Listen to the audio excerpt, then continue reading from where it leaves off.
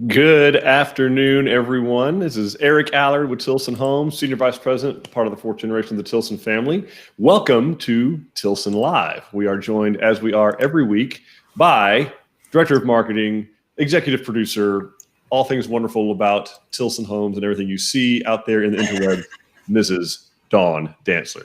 Hey, everybody. I don't know that I can take credit for all of that, but okay. Well, the good stuff, you absolutely take credit for it. Welcome everyone. We're so grateful that you're here, that you're joining us. Give us a shout out of where you are watching us from. I see Peggy is here from McKinney. Thank you. Thanks for watching. So let us know where you're watching from. We are doing, what are we doing today, Dawn? We're doing something. We're doing Ask Us Anything. Ask us anything. Ideally, it would be custom About home build on your lot land. related. Yeah. But I suppose, if the meaning of life, different things like that, we'd be glad to help in any way that we possibly could.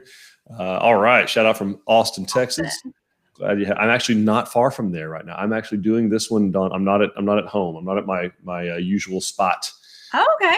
I am just north of Austin at our office in Georgetown, Texas. So anybody in the Williamson County, Georgetown area, that's where I'm coming from. We have our driftwood model here. I'm not in the driftwood, but that's where I am. Awesome. So I can't show you a picture of the kitchen of the driftwood. I can't do anything like that, but hello, Houston, Texas. We're grateful to have you here. All right. So we got questions. People have questions about things. We do. How we do already you have dig some them? questions. G-Man79, dig them indeed.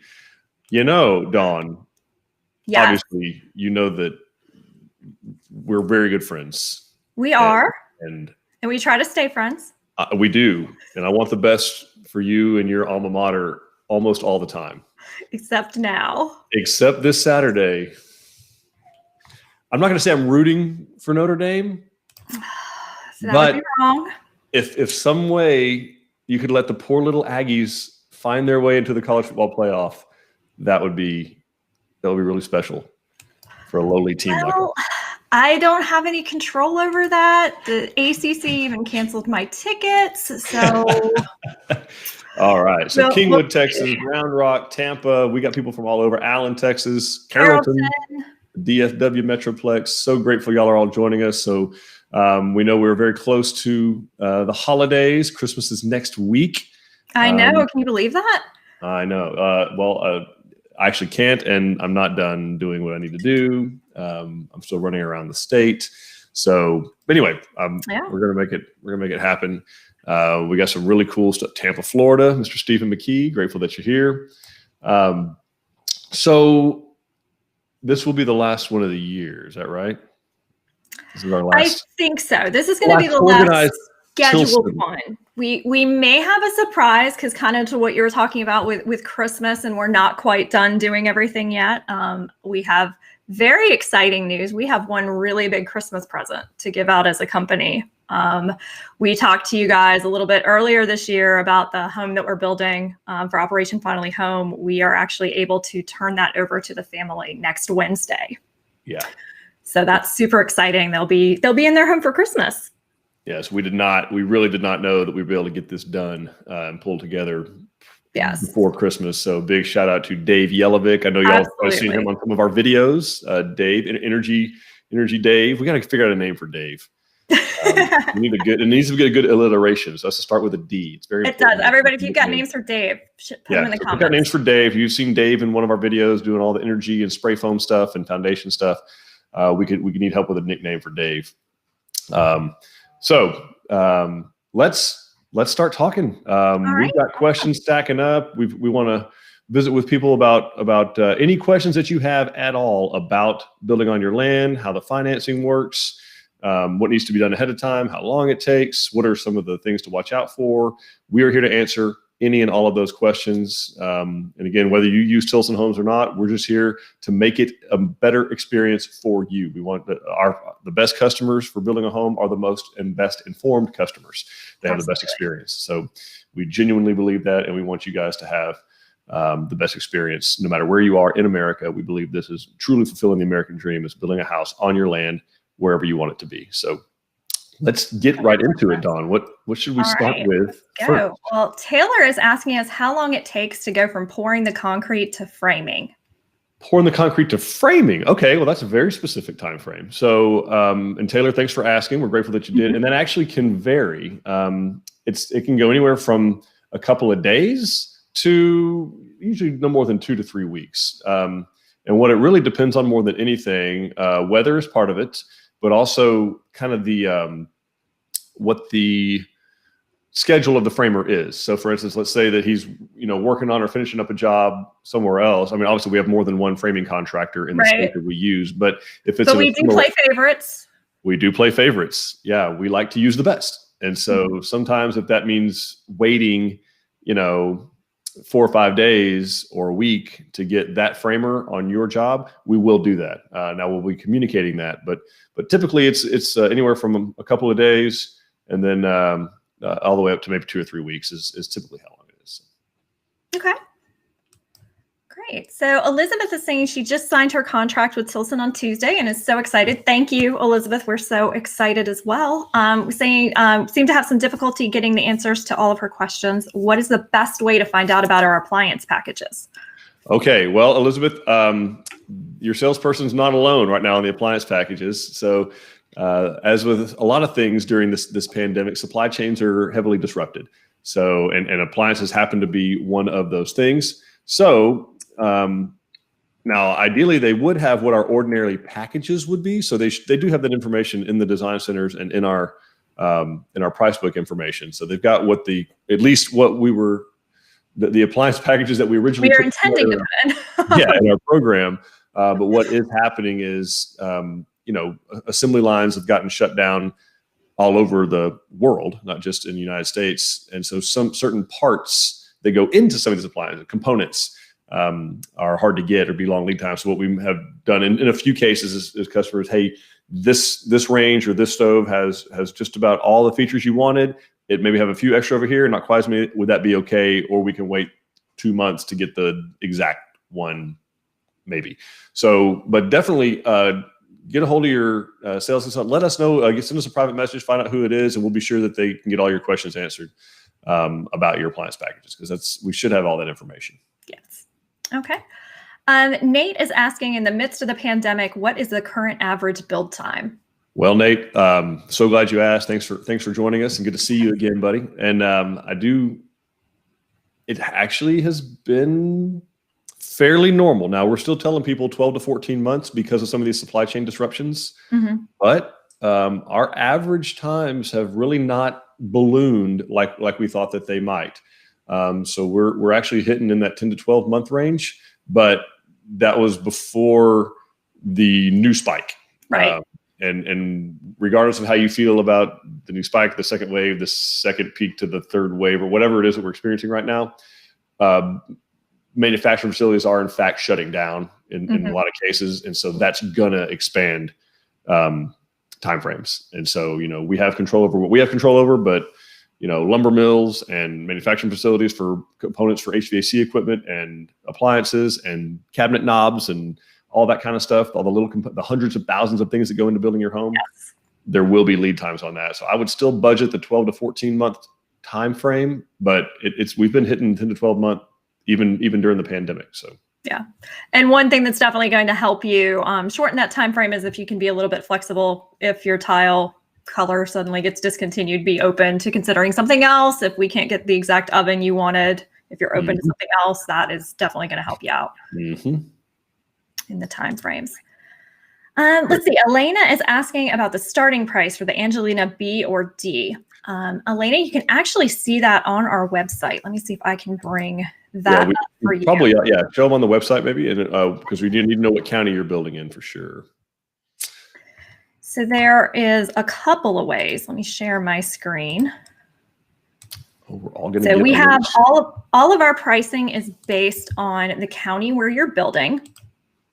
And it is right there on our website. So the first place that you can go to check that is if you go to Our Homes and go to Floor Plans.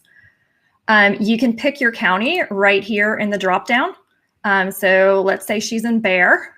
You can see all of those prices are going to populate. Let me move that out of the way. So all those prices come in, and you can actually sort them from, highest price to lowest price, however you want to, high to low, low to high, however you want to sort it, you can do that. And the other thing that you can do if you haven't picked a county yet is just go back in when you go into the actual floor plan page and you pick that Angelina. You can choose a county here. So if you do click here to pick your county, pull your county, pick the county and the price in that area, hit view pricing, and your price is going to appear right here. And that range of prices that you're seeing on each home is the different cost for the various elevations. So you'll see that we're showing all the exteriors. So that price is for the least expensive exterior to the highest price exterior, just based on what these outside materials are and kind of the arrangement of porches. So yeah, Elena, your Angelina would be somewhere in the mid to high 240s in Conroe, which I'd say you poked in as where you're building. So okay. Perfect. Thanks, Dawn. Yeah. And let's see what we got. Cleve is asking if we add the cathedral ceiling in both the family room and outdoor patio, do the large windows come with that cost or are they extra? Well, Cleve, it depends on what plan we're talking about. So we do that on a half a dozen or so different plans. Actually, we do it on almost any plan that we have. And typically, we have to define what large windows mean. So, it's one thing in the driftwood, it's a different thing in the LaSalle. So it's going to range, but most traditionally you can see that they will include a higher set of windows in almost all cases where it's a custom option on our plan. So like the driftwood and the LaSalle and some of those rock walls, some of those others where we have it as a predetermined custom option. Yes, it's going to come with windows that are higher up. And then even if it doesn't, we can price out the 4x7 or 5x5 or 6x6 windows, whatever size that you're interested in. Okay, great. Lane is asking if we can add a wood burning fireplace to the master bedroom and if you know the approximate cost of doing that. We can, Lane. It's going to depend on exactly where you're building. I can give you pretty easy pricing for climate zone 2.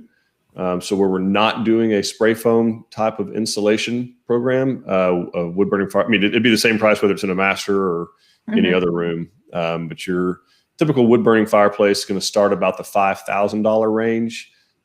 If you're in climate zone 3 and have to go up to what we call our Constitution, or has to be a sealed gasket type of wood burning fireplace, you're looking at about $10,000. So somewhere between the $5,000 and $10,000 range is going to get you pretty close. And that would be for wood burning, gas, or whatever, about that same price. Okay, great. Imelda is asking if we build in Medina County, just west of San Antonio. Or is it Medina? Did I mess up? No, you nailed it. Medina. Oh, Medina. okay. I was going to say, you made a face. It's Espanol. No, I was going to say it's actually right now either our number 1 or number 2 county in the state. Yes, we build a lot there. Yeah, we have somewhere near 30 projects going in Medina County, Texas right now. So yes, we do in fact build Medina County. Awesome. A lot. Amy is asking, what has been our experience with a client that has a current home and needs to sell while also waiting on their home to be built? That's a great question, Amy. So we've got, there's different ways to do it depending on what the approval is looking like from the lender. So if the lender has basically said you can qualify for both, even if you don't want to keep both, you can qualify for both. There's nothing to be done. We just go out and start building. It's no big deal. In the cases where the lender is saying, okay, to qualify for the new home, you can't have the debt of the existing home as well. So you would need to sell the existing home prior to closing. That's typically going to mean you would need that home sold prior to us starting construction. Now, depending on where that home is and what your equity situation is, it's going to be very case by case specific after that, because it becomes a risk measure for Tilson. So we're going to look closely at maybe what your equity position is in that current home. We'll have a competitive market analysis done by a licensed real estate agent. Obviously we want to know how quickly it's taking for homes to move in that area. And then, and if you have enough, of course, equity in the new home that you're going to be building, then Tilson on occasion has allowed you to, we can go through construction with you living that existing home while you're still making that note, because you don't have any payments with Tilson while it's under construction. And then you would list that home, sometime prior, obviously, when we're going to be closing, because you would have to be closed on that home before you could close on the Tilson home. Right. So it's case by case. That's not across the board all the time we do that, or across the state everywhere we can do that. But on some occasions we can we can make it where we can build while you're still living in that home, even if you have to sell it. Okay. And we have another Amy who is asking approximately how long after we close our layout plans will our house be completed? So I guess she's asking after we do plan approval. Yeah, so it's not really measured after plan approval because there's usually some things that have to be done after that. Because, for instance, we can't order your foundation design until after you approve the plans, of course. So we still have to order a foundation design once the plans are signed. Apply for permits. Yep. Yeah, we can't apply for permits. We can't get the foundation design. There's a lot of things we can't do until you sign the final set of plans. So sign the plans, and then we apply for our engineer foundation design and our building permit. Once we get all those things back and you have your final loan approval, then we can start construction. And then you're about 6 to 7 months of construction. In some cases, 8, depending on the size of the house. But okay. So it'll be at least 6 or 7 months, and in some cases, 9 or so months. It's usually pretty quick after you do a contract to sign your plan. However long it takes drafting to draw them, usually less than 60 days. Well, it also depends on how many times you change it after you sign. Yeah, no, I'm assuming you're not making any changes to the plan once you do a contract. Yeah, if you make changes to the plan and haven't signed them, then all this is out the window. Right. Great. All right. Thanks, Amy. Thanks for asking. Thanks. Kimberly is asking, how far in advance should we have someone to come look at our land to judge the best building spot? They will be in the Hill Country, Kerr County. You don't have to have somebody come out in advance. If you're in Kerr County, we can build on it. I mean, it's not something you need to come look at ahead of time. I mean, unless you've got just a really, really small lot and you're concerned with the home that you want not fitting on the actual piece of property, then it doesn't really matter. I mean, if that's where you intend to build, if that piece of property, 1 acre, 2 acre, 400 acres, whatever, if that's where you have your heart set on building your forever home, then it doesn't really matter. We're going to work with you on where the house needs to go. We're going to figure it out. Yeah, we're going to figure it out. So unless it's just an absolute finite amount of space situation, you don't need to worry about it. And then if it is, get a survey and get that to us as soon as possible. So get us a boundary survey. Mm-hmm. So yeah, that's it. Okay. Jason is asking what kind of outdoor living packages we offer. Hey, Jason, thanks for asking. So we typically just what we do more than anything is just the covered space, the covered porch area. We have on occasion done some kind of outdoor kitchen stuff, but that's pretty rare. Ordinarily, what we do, because customers aren't real sure exactly how they're going to use the space for sure, so we end up doing stub outs. So we've stubbed out for gas, for instance, on the back patio, do a hot and cold stub and drain for a future sink somewhere along the wall, and have the electrical there. And then most of our customers just end up having that done sometime later on down the road once they've got a little bit more feel for how they're going to use that back space. Okay, great. Let's see. We have a question from Jennifer. Is it possible to build on land that is not owned outright? And does it make it a harder process? Dawn, what say you? Do they have to have the land paid off? Jennifer, you do not need to have your land paid off. You do need to be on the on the deed for the land, for the property. So if we're in a situation, I'm not sure what you mean by owned outright, but if you're talking about that you still have partial land loan on it, absolutely, you do not need to have it paid off. And it's not that much of a harder process. What we're going to be looking at is how much you have left to pay, because we are going to want that 10% equity in the value of your final home, which is the house you're building plus the value of the land. So as long as you have that 10%, you're good to go. You just keep making your loan payments on that land until we get to the end. And then at the end of your build, when you close on your new home, they're going to roll whatever balance is left on your land loan into your final mortgage. So no, doesn't complicate it at all. No, piece of cake. Yep. And let's see. Joey is asking, are the home build prices on your website accurate even with the price increase of lumber? Dawn, what are the prices on the website? So yes, Joey, the price that you're seeing on the website is for what is included with the plan. And like I said, that range that you're seeing is for what we offer on the different exteriors on the home. And they are our current prices as of today. We do adjust them usually about quarterly. If we're due to adjust the second week of January. So if anybody's trying to figure out if you want to build now or if you want to go into contract now or go into contract later, now is better. But yes, that is our price as of today. And that will be your price when you sign your contract. Whatever price is on your contract, that's what you're paying unless the scope of the build changes. So as long as You're doing everything you can to get that house built. We don't have any cost overruns. We're not going to raise that price on you. Okay. So, and those are for unincorporated areas of the county. That's the only thing I'd add to that. Oh, we yeah, had a viewer earlier that said in Conroe. So like if you're Yeah. inside of an incorporated city, there may be additional charges if there's impact fees or sewer tap, water tap, sewer impact. We've seen a park impact fee. Interesting. Your family is going to have an impact by swinging in the park, I guess. Clearly. And I know there's also some specific communities that there's a few extra requirements that we have. But again, that we know those going in. So that'll be. Those are accurate until sometime mid-January. Great question. Thanks, Joey. Very good. Emily is asking what kind of waiting list we have. Once she signs, how soon does everything start? She's in Wharton County. All right, Emily. Well, thanks for asking. That's a good question. We don't really actually have a waiting list. I know there are some custom builders that do. That's how they work. But ours is, every deal is an individual deal. Every customer matters, if that makes sense. And so on average, we start houses in about 120 days after you after we get the initial deposit. Some houses we start in 70, some houses take longer than 120. It really depends on how ready the customer is with the preparation they've done, kind of where it's being built, but basically, and of course, the number of changes that are made. But traditionally, our goal is 100 days or less. That's our goal, is to get it started in around 3 months from when you initially sign to under construction. That's what we're shooting for. So yeah, we all pretty much start working on it right away. To make sure that we get that done as fast as we can. Yes. So Elizabeth's saying she knows we only get one design meeting, but can we go into the design centers anytime? How do I find out about design options beyond what might be on display at the design center? Great question, Elizabeth. And you can go to the design center as many times as you want to. We do recommend calling ahead of time at least to make an appointment so that in case someone does have their design center appointment, they would accommodate. But there's no limit on the number of times you can go in and check things out and grab every piece of tile and cabinet and everything that's in there.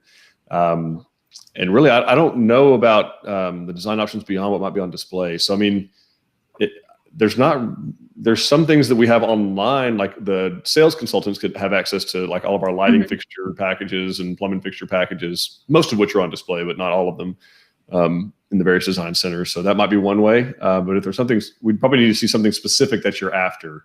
Like if it's a Dow tile or a Delta plumbing fixture or something like that, that you're after, then get your consultant a model number and let us go hunt it down with our supplier and see if we can get it. Okay, perfect. Jennifer's asking if we build barn-dominium custom homes. So Jennifer, that could be a loaded question because I have found in my research that a barn-dominium has a definition about this long. It's kind of like a custom home. It's all.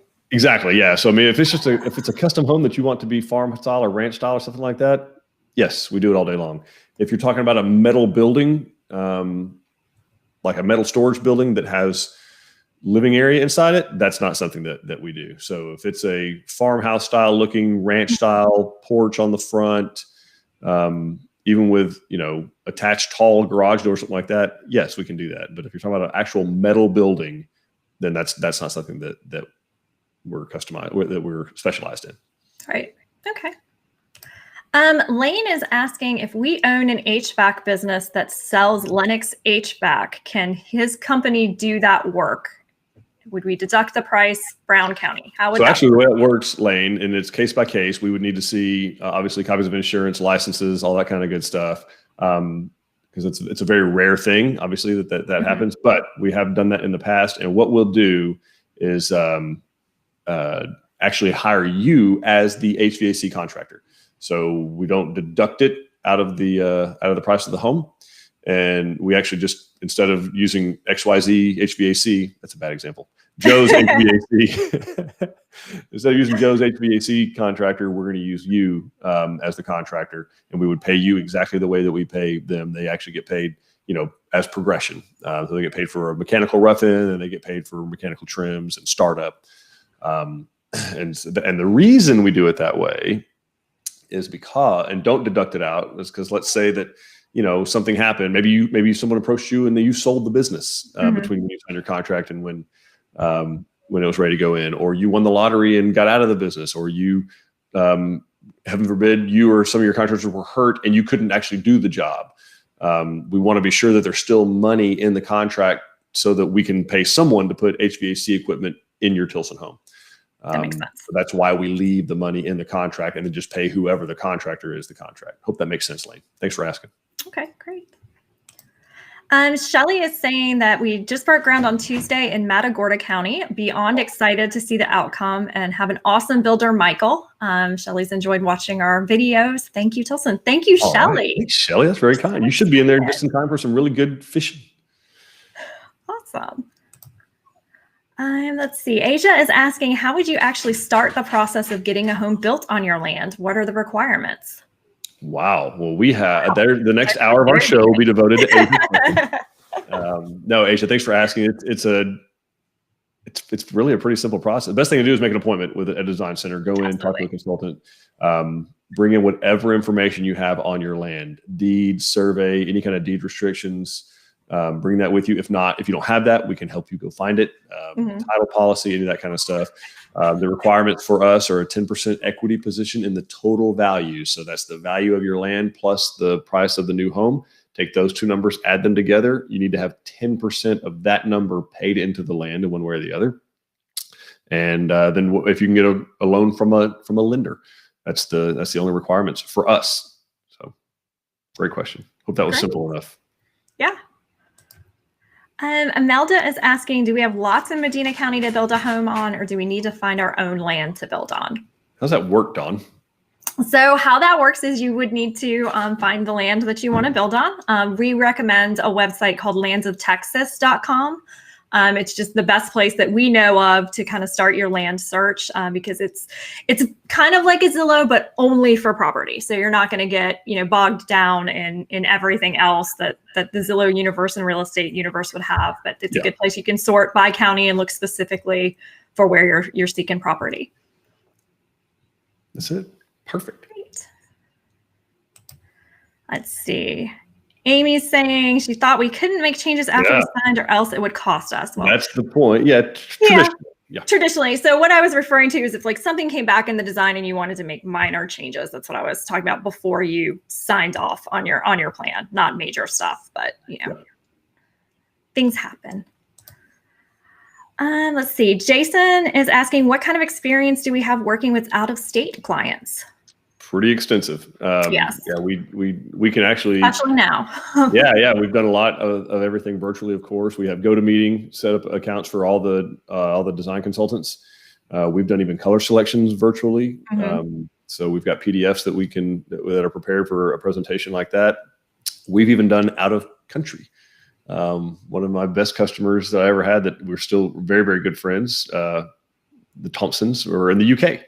And we did everything. And this was back in the 2000s, like the single digit 2000s. This was before the internet. This was before the interwebs. This was before the interwebs was a big deal. So it's no factor at all. We have customers in California. We have customers in Kansas. We have customers in New York, customers Florida. It's no factor.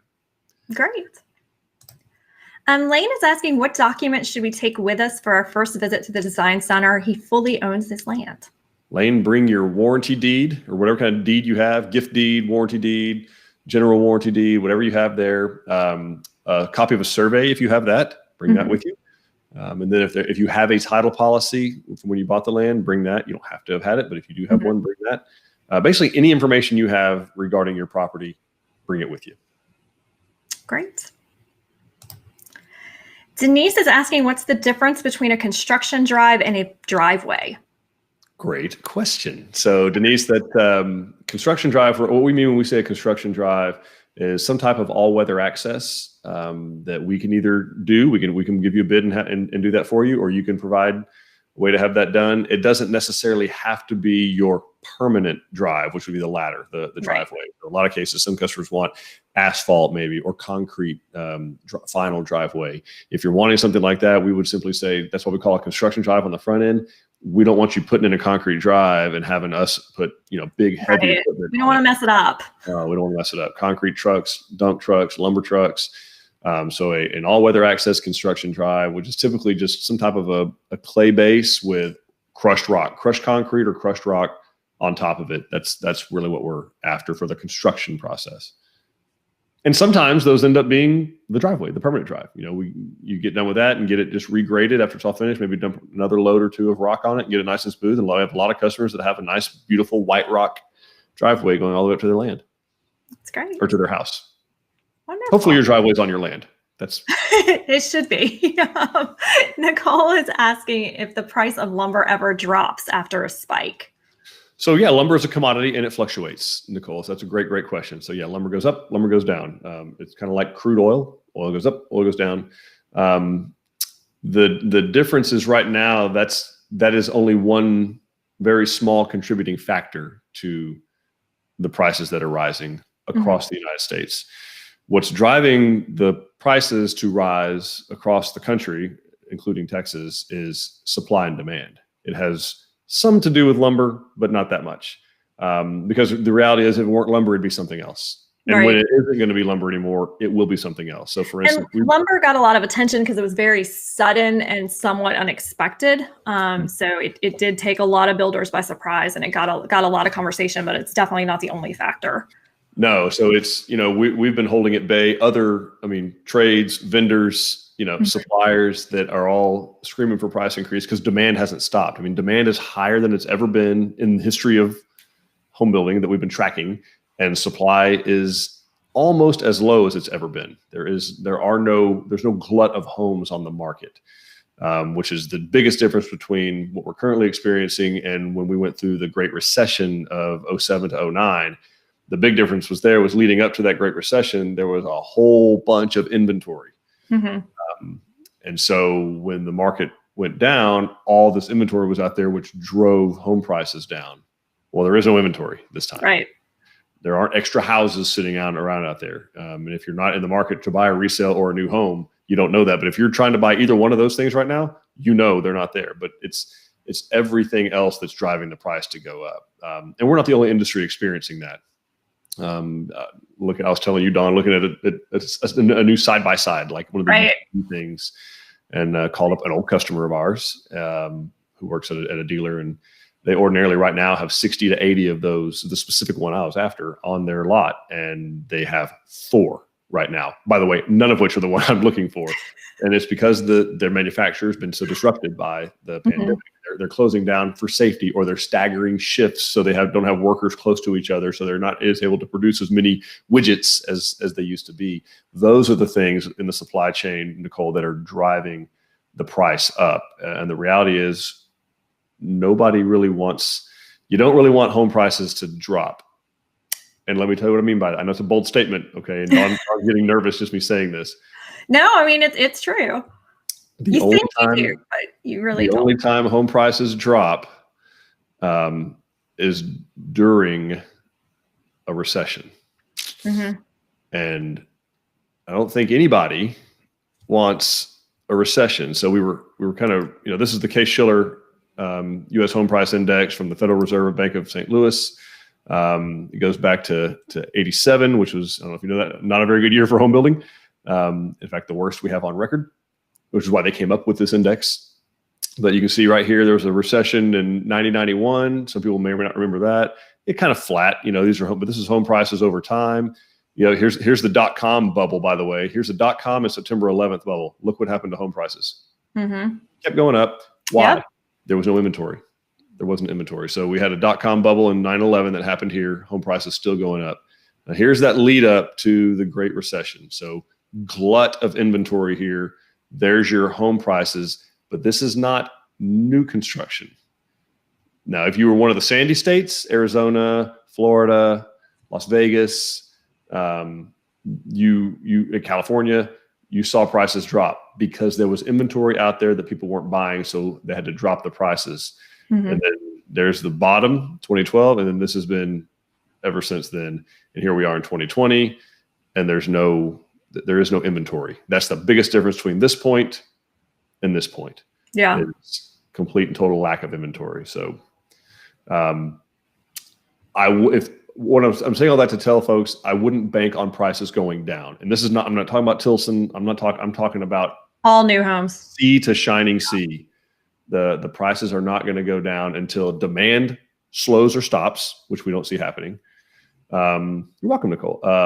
Until production catches up. Well, we know that's not going to happen anytime soon because no one's producing anything. The mills and factories are all shut down, rotating, or interest rates go up. And I don't think anybody on this feed nobody wants that. wants interest rates to go up. So anyway, all that to say, there is never going to be a better time to buy. Interest rates are hovering around 3% right now. In some cases, lower than that. So your money goes further than it ever has, and probably ever will. So hope that helps a little bit. Yep. Great answer. So Bo is asking, can we build the plans that he furnishes to us? Got to see the plans first, Bo. In some cases, yes. And actually, if it's something that's not in our wheelhouse, we'll be very transparent about that and say, hey, look, this is outside of our comfort zone. We'd be better served with maybe a cost plus kind of, or a design build firm. But we have built homes for customers that they bring us the plans. What we typically do is we sit down with you, find one of ours that's close, maybe in size at least, even if it's not maybe the same in features, although we try to find that as well. And we kind of start our pricing conversation, our budget conversation from there, and see if we're in your ballpark. Okay, great. Elizabeth is saying that her consultant said it takes about 6 months to get a septic permit in Travis County, and construction can't begin without that permit. Is that what we're experiencing? Unfortunately, Elizabeth, that is correct. Yes. Travis County has... Anyway, they're difficult. The edited version that we'll say. No, they're Travis County is very busy. Look, it's the fastest growing. Everybody knows Austin's a super fast growing place. Austin's in the middle of Travis County, but even in unincorporated Travis County, it's taking forever right now, and they shut down a little bit more aggressively than other areas. That's right. Yep, they're not really nearly as constituency centric as perhaps they should be. But yeah, it's a very difficult place to deal right now. And used to, up until recently, you could get a letter from them that basically said, from the septic designer, that was like, hey, this septic conforms to all of your usual rigors of the county, and it's going to be good to go. And the county would be like, okay, we'll you can build without the permit. We're just taking forever. And they, of course, one or two people ruin it for everybody, just like it's been since grade school. Yeah. People were doing things they shouldn't be doing, and they had to put a stop to that. Like, okay, nope, y'all are going to abuse it. No construction without permits in Travis County. Oh, by the way, we're not going to get any faster. It's still 6 months. So yeah, unfortunately, that's the case. Unfortunately, it is. Okay. But you're surrounded by some awesome counties. Crystal and Derek are asking if fencing impacts the equity in the land, or is it only the utilities that add to that value? I mean, it can. You're probably not going to get dollar for dollar of value out of that, particularly if it's a place that has to be cleared first before fencing can put in. You're not really going to get a whole lot of value for that. Most people who see a fence, after the fact, as far as value-wise, are like, it's a fence. Particularly if we're talking barbed wire or some type of wire mesh, something like that. So it'll depend on the area and again, the type of fence, and then also, if there's clearing involved. But I wouldn't bank on getting dollar for dollar value. So like if you spent $4,000 on fencing, you might get $1,500 to $2,000 worth of actual value out of that. Okay. Nate is asking, what are some concerns, if any, on building on a cleared lot that was heavily treed? That's a very good question. So yeah, the engineer is going to take a look at that. They look at satellite photos from beforehand. And of course, that kind of stuff's going to be made evident in the geotechnical investigation, the soil analysis. And what we've seen them do a lot of times, most recently, are these called hard points, which are just basically and there's a video on those, I think coming soon. Is that a coming soon video? Yes. Okay. I'm waiting on final approval. Okay. Yeah, a coming soon video is going to be about that. But basically, it's if the soil has been heavily disturbed, what the engineer is going to call for is they're going to want points within the foundation, within the beams, not necessarily piers, but points where we go down to undisturbed soil. So where the soil wasn't disturbed by when we were getting the trees out and pulling the root systems out and things like that. Great question. Great. We can tackle it. No problem. So Liz has her stakeout meeting next Tuesday, and she's curious what all is going to happen at that appointment. Dawn was just recently at the I can talk stakeout. a little bit about that. So Liz, what they're going to do is kind of take a look at your property. They're going to walk it with you. Your stakeout coordinator will have looked at everything that we have on your plan and your work copy. So you'll figure out how far the home needs to be set back according to all of your deed restrictions, and kind of plan out which way you want your home to face and figure out exactly where you're going to put it. So that's where the stakes come into play. We're going to put stakes in the ground to mark exactly the footprint of the home. And we'll talk about if there's any additional clearing that needs to be done, what trees need to be taken out, all of those kinds of things. We'll figure out the best spot, kind of look around your lot and see where the electrical connection might be. Where's water going to come in? If you have a septic system, where's the best spot for that? To kind of figure out where's going to be the best part, the best place on your home to connect those in. And they'll mark that down. They're going to take grade shots of the entire lot, figure out how out of level it is and mark those down. I believe it's every 10 feet. They take a measurement and figure that out within the footprint of the home. And you're going to create a to-do list together. So when you end, you're going to have a list of things that you need to do and a list of things that we need to do before your home is going to be ready to be built. And that's going to be things like, we need a construction drive and this is where it needs to go. Do you need a culvert? All of that kind of stuff. So it's very exciting. It's kind of like the first moment where your house is actually, come into life, and we get to see your property and plan out where all your views are going to be. So really good meeting. I'm very excited for you. You're going to have a great time. It's pretty awesome. Yeah, a lot of those things, which just says a to-do list, it's not stuff that we don't want to do for you. A lot of those things are things that we can't do. Yeah. Yeah, because it's your land. Like, we can't go set up an account with the electric company. We can't go set up an account with the water supply corp. Those are things that we can't do because bring a copy of your deed, and it's not. We don't own it. Yeah. So that's really why there's two separate to-do lists. Yes. So. Great answer, Dawn. Fantastic. I'm gonna take a nap. You got this. Jane taught me well. So Denise is saying she's about 1 to 2 years before they build. Is it wise to go ahead and put in the septic and driveway now and have it paid off at the time of build? Is that going to increase their land value? So Denise, your question is a little bit theoretical, but so theoretically, I'll answer, and that is any improvement you make to the property is something that someone else wouldn't have to pay for later. So yes, you'd be adding value. Again, is it dollar for dollar? Only time will tell. It's something's worth whatever someone's willing to pay for it. My dad taught me that with my infatuation with baseball cards once upon a time. Yes. That I thought they were worth a certain amount, and he apparently said they were worth whatever someone's willing to pay for them. Well, this idiot was willing to pay for them. Definition of market value. So anyway, I would probably. The driveway would be great. I think that's a great idea. Construction drive or even permanent drive. I probably wouldn't put the septic in just yet necessarily, unless you tend to be using it for like a fifth wheel or a camper or something like that. Maybe then, but prior to the construction, I would not. Mostly because I wouldn't want it. I wouldn't want us to damage it, or whoever you're going to use as a builder to damage it during construction. So septic systems, they're put in the ground, obviously, but there's some parts and some electronics, and if it's an aerobic system, they're going to have sprinkler heads and PVC piping in the ground and stuff that doesn't really hold up well to gigantic wheeled and tracked equipment running over top of it. So, like I know in our cases, when we're building a home, we typically have the septic system go in once we're done with the exterior of the home. So basically, if it's a farmhouse style, once the hardy plank's all painted, if it's going to have a house that has brick or stone, once all that masonry is installed, then we go in and put the septic system in. So I would hold off unless you're going to be using it in the interim. Okay. Michael is asking, what's the average cost per heated square foot currently? Well, we don't have an average cost per foot.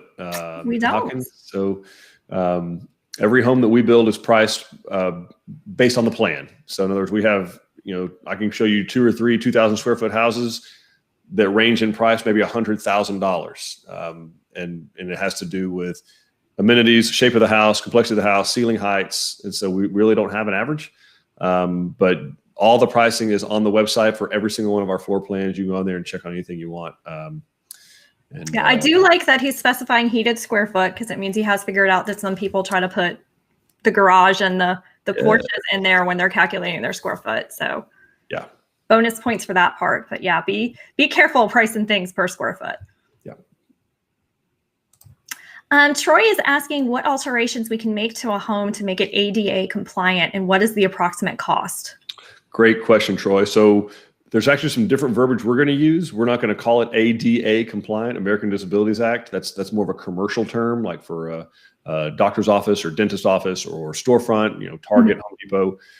They have to be ADA compliant. What we have in the home building world, we have a couple of other things called either universal design, which means anybody can use it, or certified aging in place. So people who want to be able to grow old in their homes.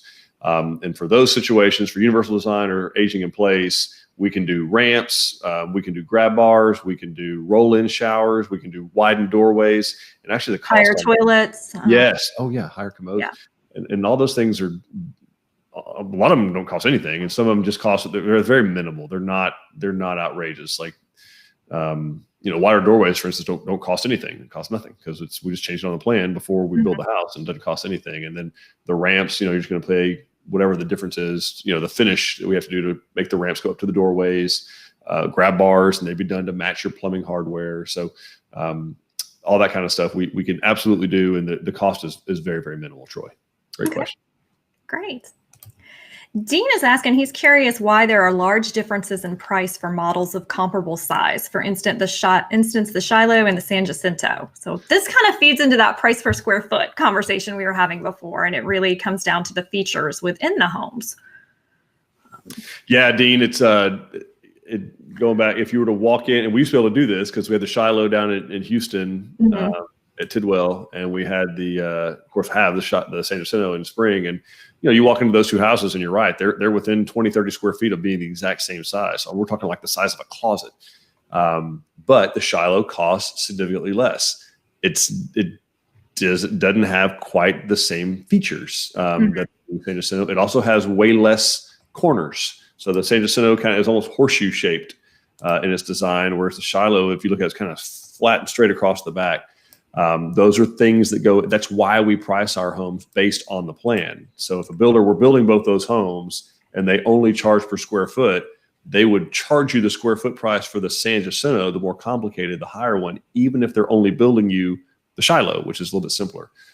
Same size, even if you have like same granite, same countertops, same floor coverings, same cabinets, all else equal, the design of the home itself is enough to make that big of a price difference. Because I can tell you everything, all the other standard features are identical. Same HVAC system, same insulation, cabinets, countertops, plumbing fixtures, light fixtures, all of it's the same in the San Jacinto and the Shiloh.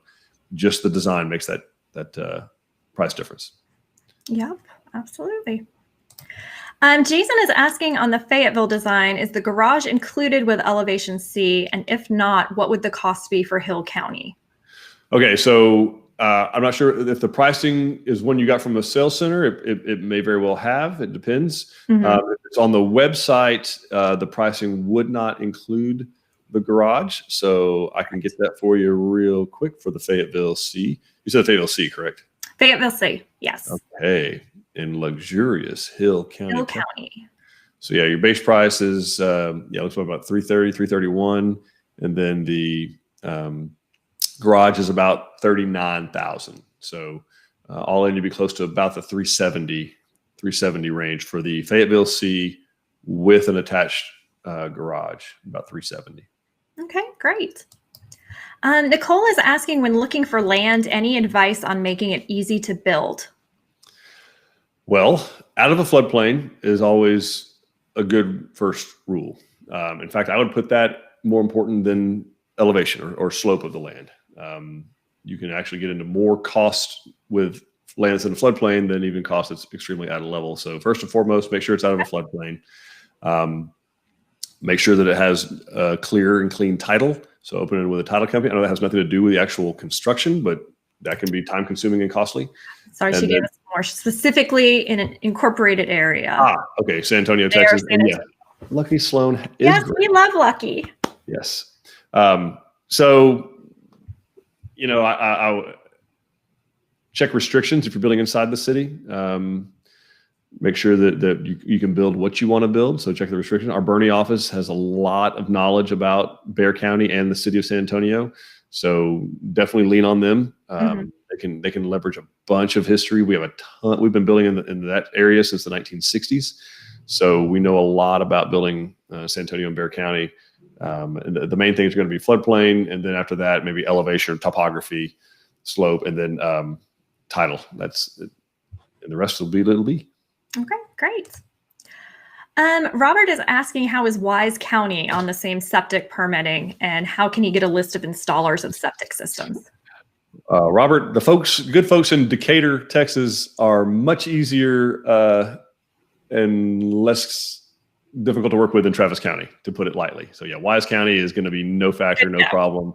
Good people. Not the people of Travis County aren't good people. They're just not as busy in Wise County. It's a little bit slower pace. So anyway, they're not dealing with Tesla. Yeah, exactly. Actually, so you can go to either Wise County's website, may very well have them. You can go to maybe just Google Wise County septic permit, and they'll typically have a list of installers. If not, the TCEQ, the Texas Commission on Environmental Quality. So septic designers and septic installers must be licensed through TCEQ. And so you can go to the TCEQ website and search for your area for designers and installers.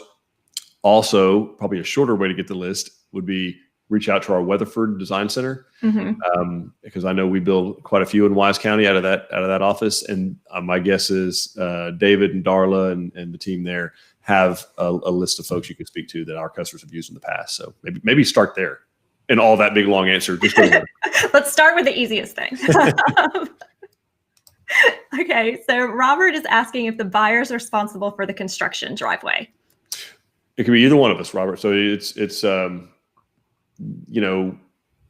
some areas we do include it. There's a couple of the subdivisions that we build in, or cities we build in, where we include the construction drive. And in others, it would be the owner's responsibility to have provide the all-weather access. So it depends on where you're building, but either we can do it or you can do it.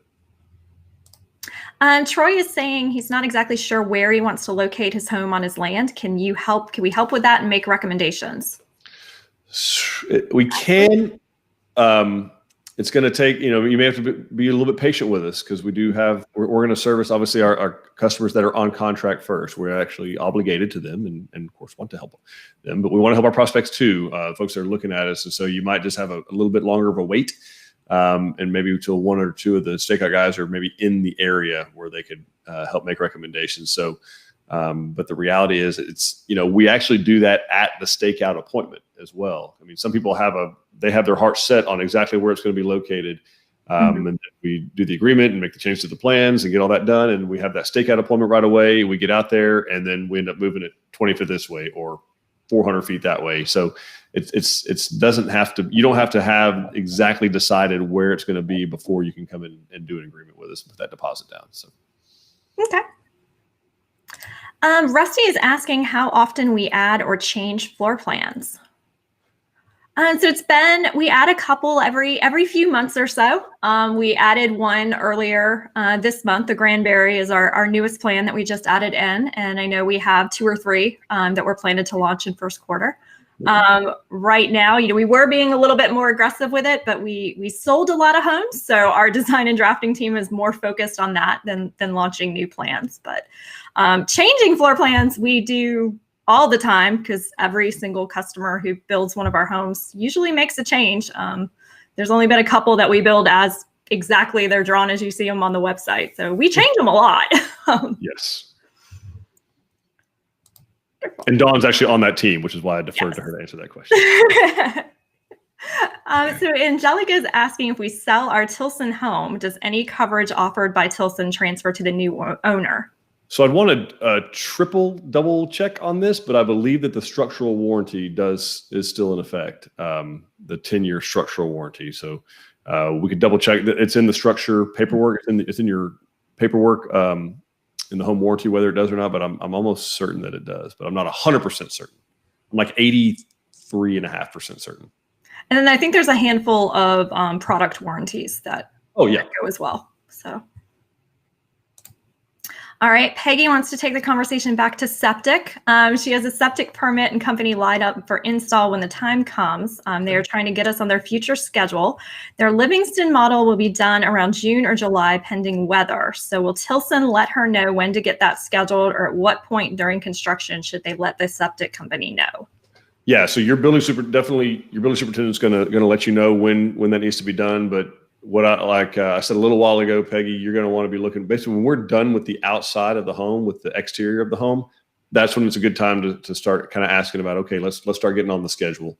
But and really not before that. But yeah, basically when the outside of your stone or your brick, or once all the hardy is on, kind of what that. We're done bringing everything heavy. Yeah, we're kind of done with the outside of the home. We're not going to be bringing a bunch of heavy equipment out there, and we want it. But yeah, definitely as soon as you can, once the exterior is done, go ahead and get that septic installed and hooked up, and it's good to go. All right. Let's see. Elena is asking, on the Nottingham floor plan, you do have raised ceilings. How much more would it be for cathedral ceilings instead? Cathedral ceiling instead on the Nottingham. Well, we've been doing that one for a minute or two. So let's see if I can just find a rando price on a. Yeah, so that model's been up for a really long time, and James actually told us, our head of designing and drafting, that his goal was to get that model replaced before he retired. So I was like, well, now we know what we're not going to do, because we're he's not going anywhere. That model's nowhere. Although you may get hooked on a technicality with him, so you're talking about around probably $9 a foot thereabouts. So if a room's 20 by 20, it's 400 square feet. You're looking about $3,600 to get you pretty close in a house like the Nottingham. Okay. Great. Riley is asking if it's cheaper to go with a detached garage. It's about the same price, Riley. So on a attached, we're going to be, when we attach to the garage, obviously we're only doing 3 sides, but we're sheetrock, tape, floating, texturing, and trimming and painting our garages, which apparently is not a thing, Dawn. You've told me. Yeah, no, everybody doesn't do that, Eric. Okay. Well, we're outdoorsy people. We like our garages to be nice. And on a detached garage, that's not going to be so detached. It's going to be exposed studs and rafters. There's no sheetrock. There's no obviously texture or paint or trim. So, but we are doing all 4 sides. So whatever you kind of saved in the sheetrock and tape, float, texture, trim, we're spinning on an exterior wall. Yeah. So they're about the same price. And it actually ends up being a little more if you do a breezeway that goes between the detached garage and the home. Mm-hmm. Okay, Jason says he promises this is his last question, which we love questions, Jason, so it's fine. He wants to know if all elevations are on a slab, or can he have a crawl space? So currently, all of our elevations are on slab. We do have a team, an initiative working on this year, well, I guess 2021, about done with actually, is having a crawl space design, a crawl space option for foundations. So again, I mean, we did that back in the 30s and 40s and 50s and 60s and 70s. And then we quit for a while, and now it looks like it's coming back. So yeah, then Harvey happened, and yeah. Now some people have to. Yep. Peggy wants to give a big shout out and thanks to her sales design consultant Nydia and building superintendent Mitchell. They've been great in helping get the Livingston model started. So thank you, Peggy. We will pass that along to them. Yeah, absolutely. Teresa's asking if we have a plan with 2 dedicated living rooms. Formal living. We probably don't call it that on the plan, but we've got a lot of plans that have like studies or formal dinings that flex could easily, rooms. Flex rooms that could easily be a formal living space. Yeah, because the Magnolia model, that flex room is set up as a second living room. It actually is. So definitely something you can do. Texan Jim Bob is asking any news on a walkthrough video on the Travis floor plan. So I'm going to say, given how the speed at which all my other renderings are going in demand, again, guys, supply and demand, everybody wants renderings and walkthroughs. I'm going to say February, March on a Travis. There it is, folks. February, March. You can hold Dawn accountable. Oh, and I know a lot of people were looking for a Goliad. That went up Tuesday. Oh. Well, And everybody just left our live, Don. Thank you very much. They all just left. Great job. And the Nacogdoches is going up tomorrow. Oh, Merry Christmas. Merry Christmas. Those are our goodies. Morty, huge fan of the cathedral ceiling that runs through the house and onto the covered patio. Can Tilson add an external fireplace? You bet. Absolutely. Nicole's also into the cathedral ceiling. How much in addition to doing that, how much do the Wimberley beams cost to put in? It would need to be priced per plan, Nicole. Your design consultant could definitely, because those are priced by the lineal foot, depending on the size of them. So you need to get those priced. Your design consultant can measure whatever house that you're looking at, get the cathedral ceiling done where they can measure up, and they can give you the exact price on those beams. They're like the Wimberley. Great. Rashad is asking, do you think it would save more money if you would start with the Fayetteville plan and shape the kitchen into the San Jacinto kitchen? Rashad, you're going to sit down with the sales consultant and hash that out. Without sitting down and drawing it and configuring the space, I wouldn't be able to tell you for sure. It's going to be pretty close. It may not be exact, but a design consultant could definitely sit down, draw that out for you, price it out, and give you the price of the San Jacinto and the Fayetteville with the San Jacinto kitchen. We could do that. Great. Let's see. Elizabeth says that we're fabulous. Oh, we love you. These sessions are so helpful. Happy holidays. Happy holidays to you. You too. Thanks, Elizabeth. Thanks for tuning in and asking all the great questions. Nicole is asking, why are crawl spaces coming back and what would they do to the price of a home? Great question, Nicole. So the biggest rise we're seeing in them is areas that were, like Dawn mentioned, Hurricane Harvey. That happened in 2017. We've seen a lot of counties and municipalities that are kind of south of I-10. So Fort Bend County, Harris County, then to some degree, a lesser degree, Brazoria, Matagorda, Galveston, some of those that are requiring that first of all, they changed the floodplain. So that everyone effectively raised the floodplain. FEMA did that because anytime FEMA has to dole out money to make people whole, to do less of that, they just raise the floodplain up and raise your insurance rates. To get paid for all the money they just put out.